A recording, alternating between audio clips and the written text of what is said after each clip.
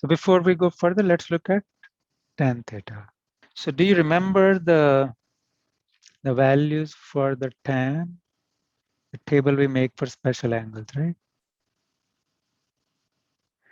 And for pi over 4, it is 1,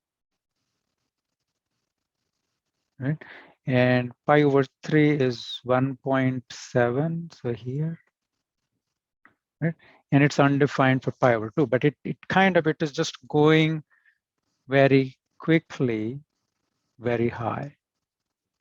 So this is a vertical asymptote actually.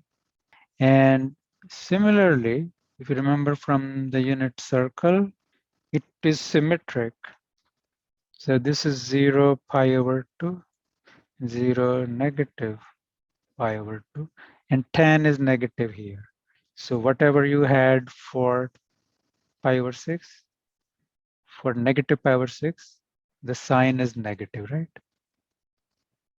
So these things are just the negative of these on the other side. So this one is here.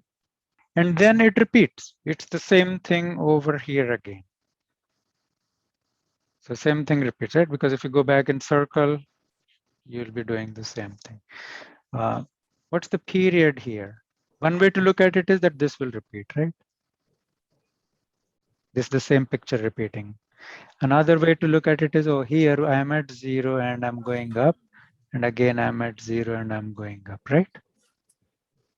So this is also the period, pi. So for tan theta, for sine and cosine, period was 2 pi, right? For tan, the period is pi. Right? And you can see how it is symmetric from negative pi over 2 to 0 to pi over 2, but it is flipped. The transformations will work the same way. You start with this graph, and then you can scale it. Now there is no amplitude here because it keeps on going up, right? But what you can see is, okay, it was supposed to be at pi over 4, it was supposed to be 1, but if I multiply the whole thing by 2, then this 1 will go to 2, right? So you can take a few points to plot it if you need to plot. Phase shift will be the same way, right? It was 0 going up, so how much has it shifted if it is here or somewhere here? And we can practice some of that in the exercise, but I want to show you the main function.